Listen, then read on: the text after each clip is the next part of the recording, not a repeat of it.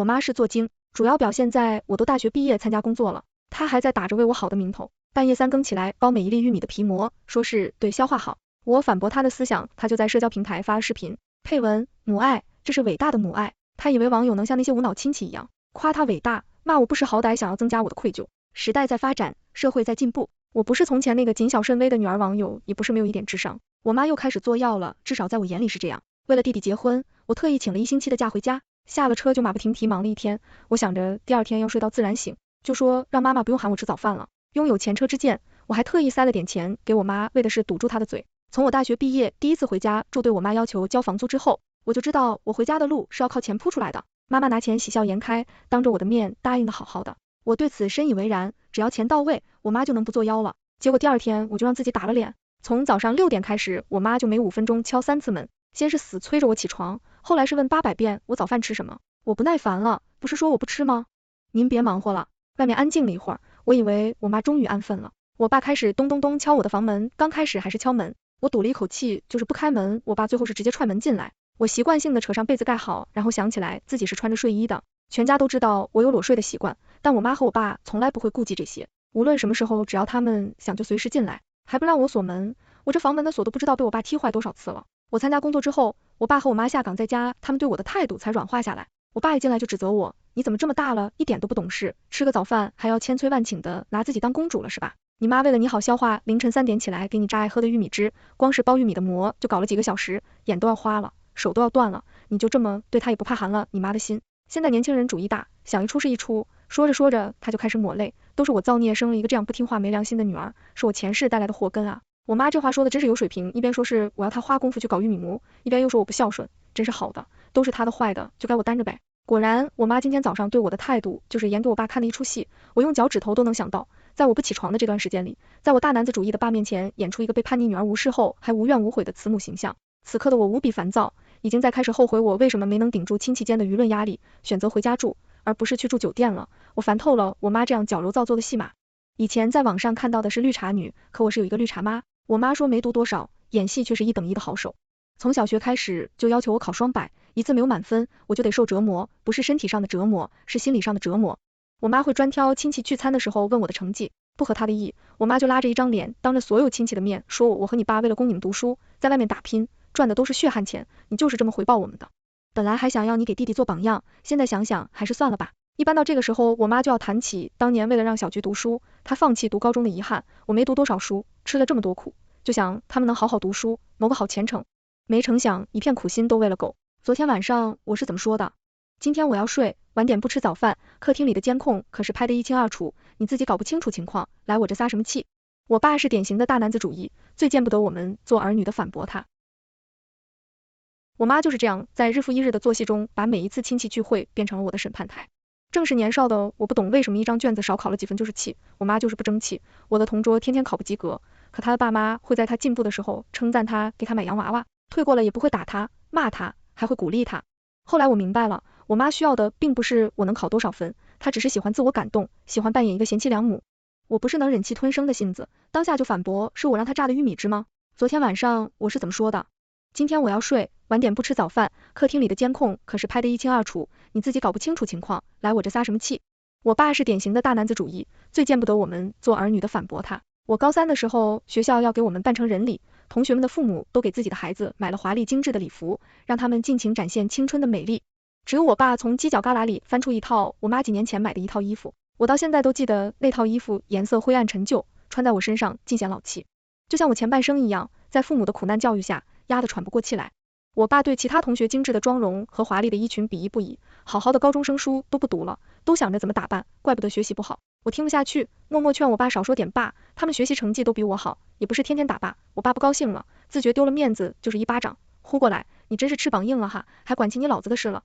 整个年级的人听到动静都朝这看过来，我一下就懵了。围观的人里有我暗恋了很久的男生，那一巴掌不止打在我脸上，更是打在我心里，成为一个久久不去的烙印。直到大学毕业，我都很少跟我爸说话，即使是要办什么事，也是1、2句话就挂电话。因此在他心里，我还是那个可以随便拿捏的女儿。可如今的我，经过社会的历练，一颗心比铁还硬，谁想拿捏我，我就让谁过不下去。我猝不及防的顶嘴，他愣了一下，随即又开始他的老招数。这次我不会任人宰割，后退2步，轻松躲过了他的巴掌。我拉着我妈，今天一定要说明白妈，昨天我可是说了不吃早饭，监控拍得一清二楚，你别把什么都赖在我身上，监控是不会去翻的。我妈不过是想在我爸面前装可怜而已，可我就是不想让我妈这么痛快。我妈死命的想甩开我的手，发现甩不开，拿出了她的终极招数，下跪磕头。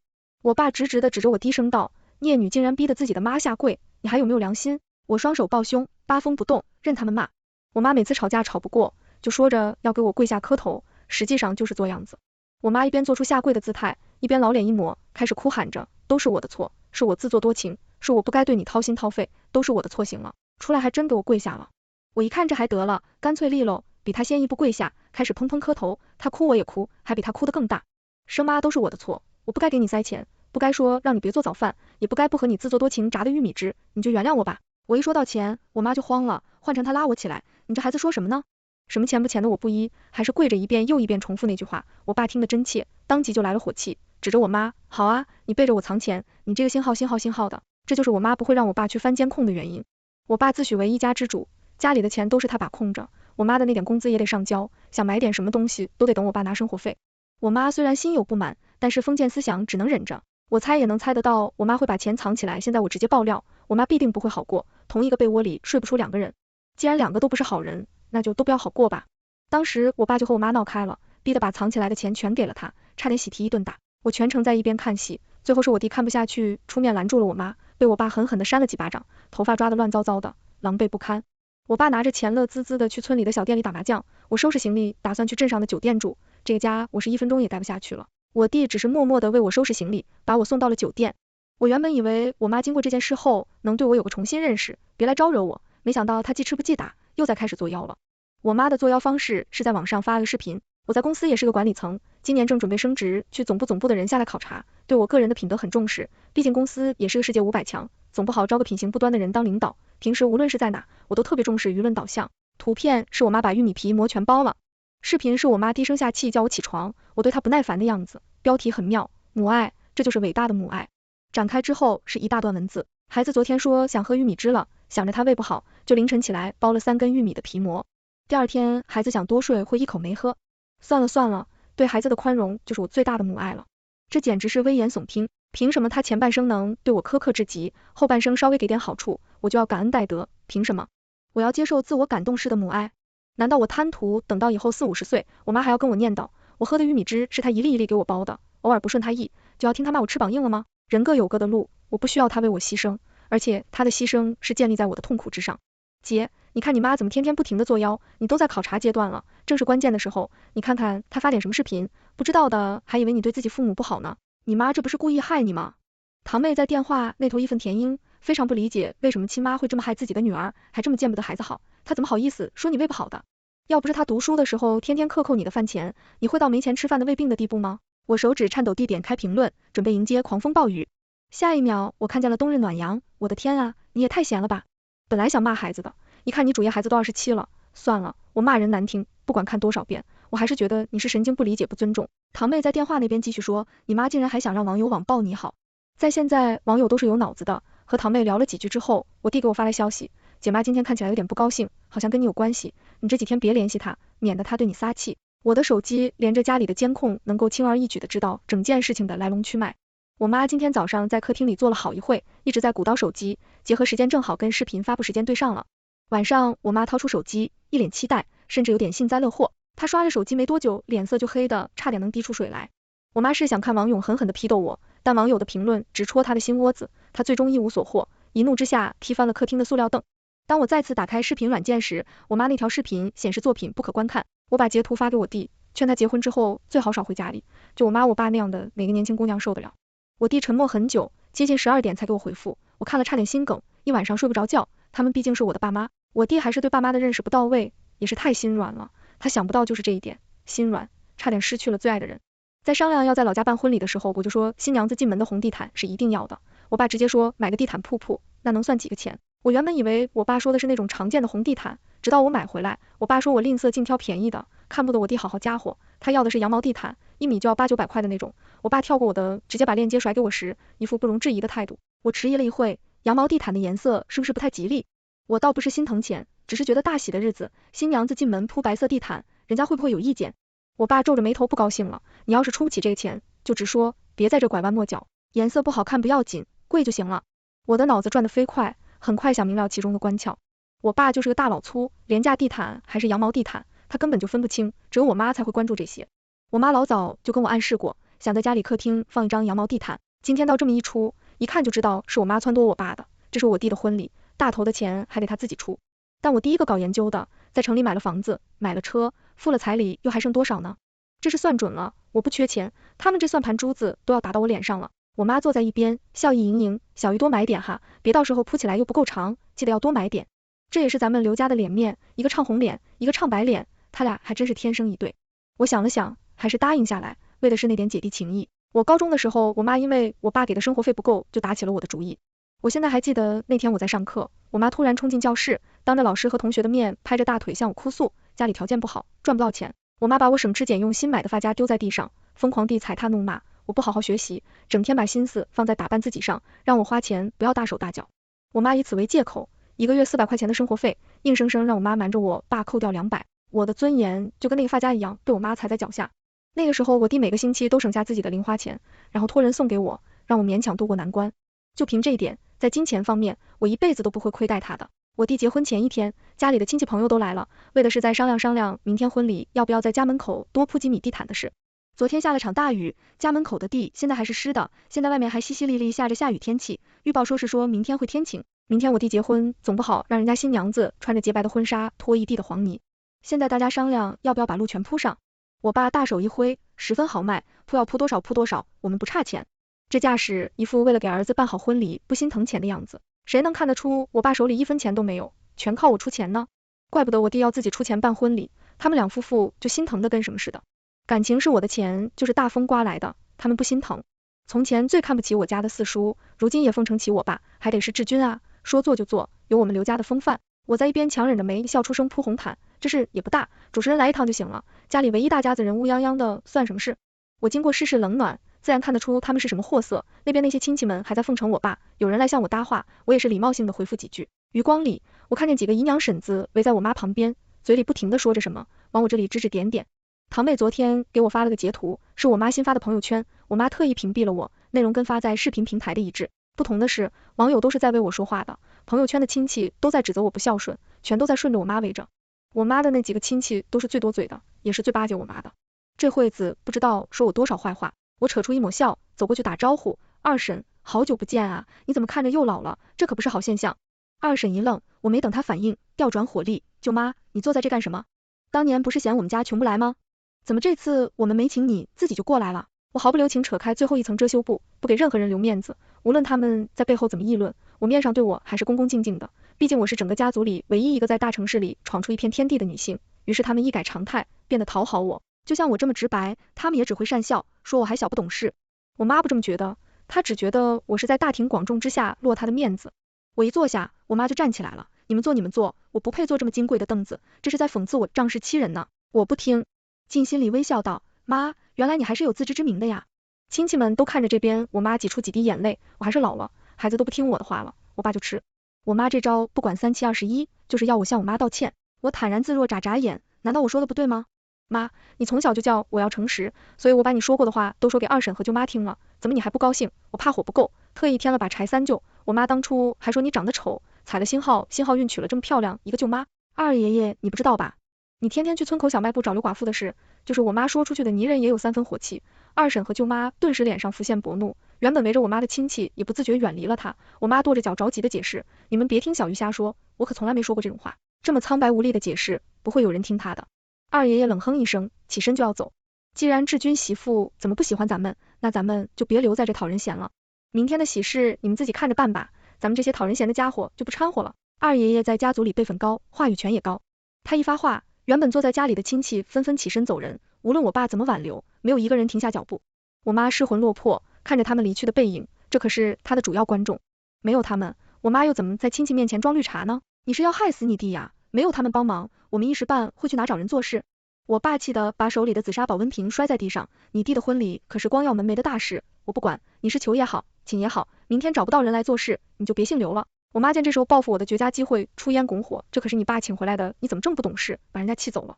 我爸也许是被这一句话勾起了以前低声下气求人的回忆，脸色愈发不好，看我心内冷笑，合着我爸眼下而不自知，请回来的就是一群小偷。筹备婚礼的这些日子，我包揽了绝大部分买的东西都是最好的。家里准备的东西虽然粗略看不出，但是细看就能发现数量跟我的账上不一样。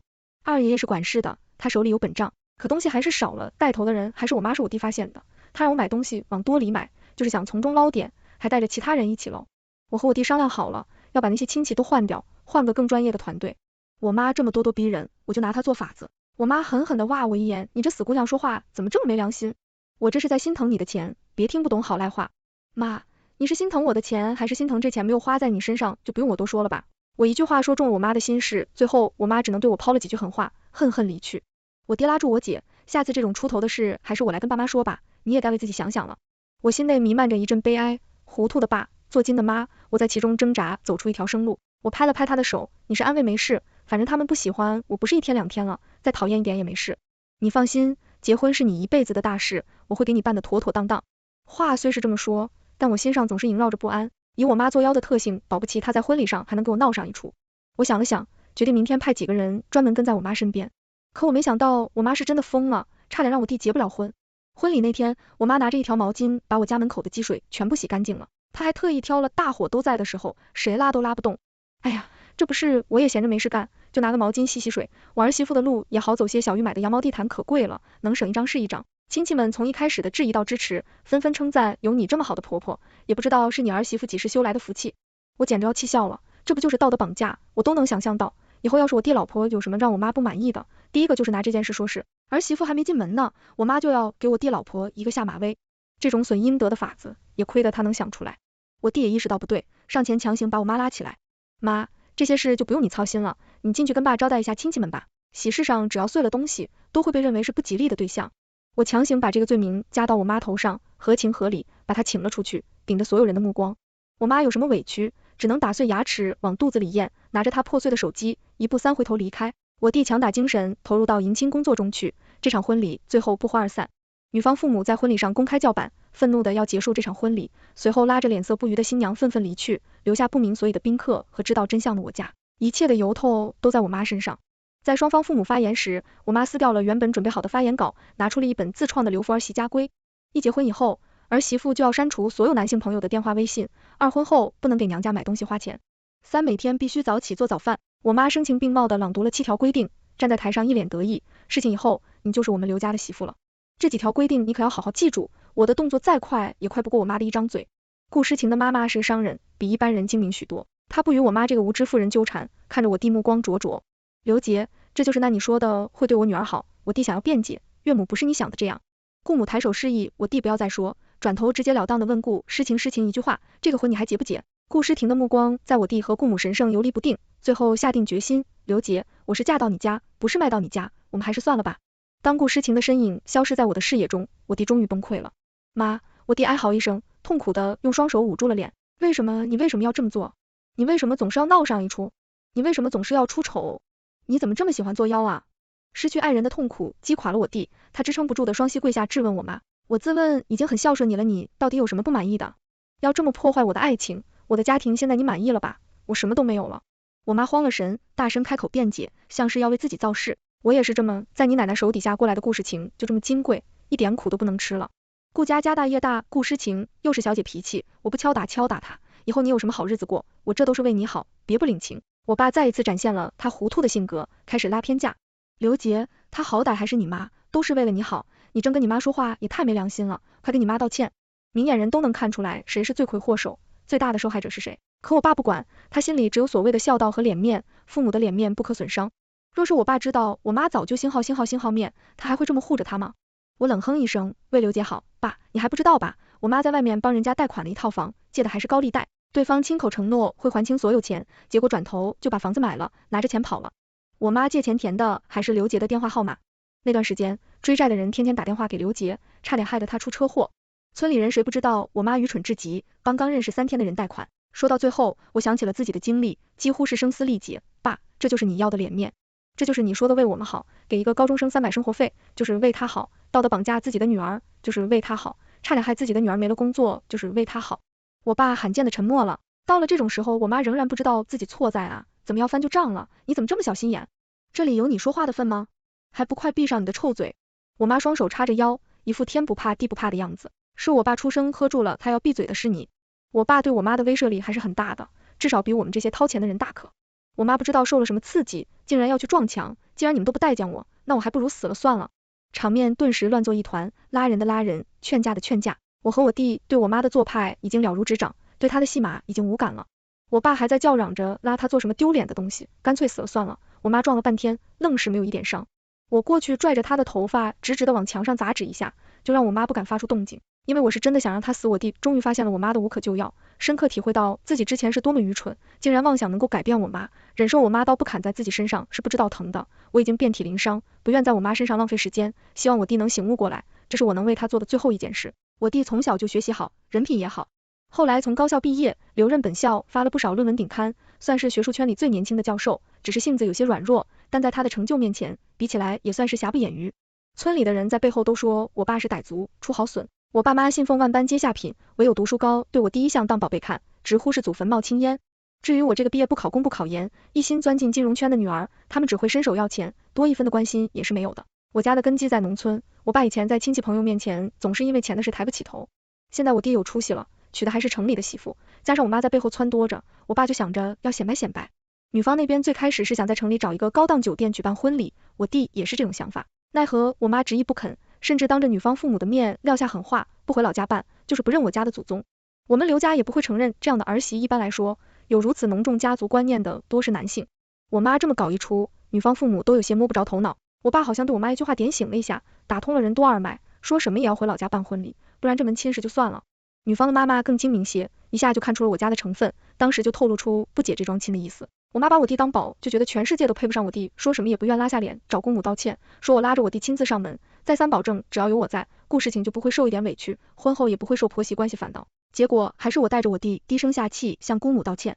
姑母见我们态度真诚，语气也缓和些，小玉呀，不是我们不想结这桩亲，我也就直说了，你们那个妈实在不成样子，她打着为事情好的名号干出那种事，我也不想说了。那个视频我也刷到了，你说说，你还是她女儿，她都在网上这么干事情，要是真嫁过去，那还得了。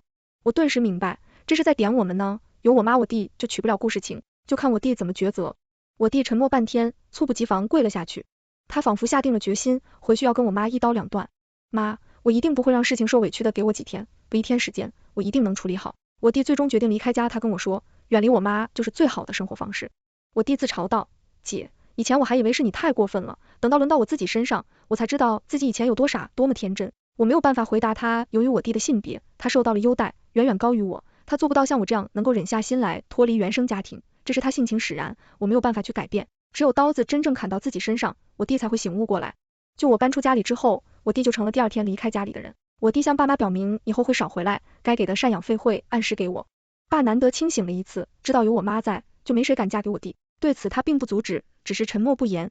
我妈耐不住了，自从婚礼上闹了那么一出，我想一想得到亲戚们会在后面怎么议论，我妈现在都不敢出门，我弟一走，她自以为是的依仗就没有了。她受不了这样的落差，她想阻止我，干脆在她喝的水里放我常吃的安眠药，睡着了她就不闹腾了。我弟甚至没带多少东西，拿上户口本就走了。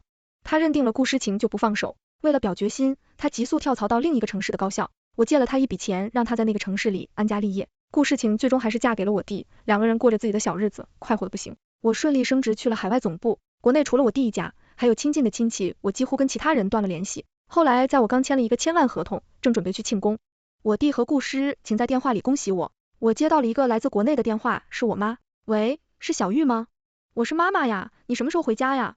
妈想你了。我没听完，直接挂了电话，并把这个号码拉黑。我随手把手机扔进了下水道。Vicky， 明天帮我买个新手机，顺便换个新号码吧。是的，太多骚扰电话了。全文完结。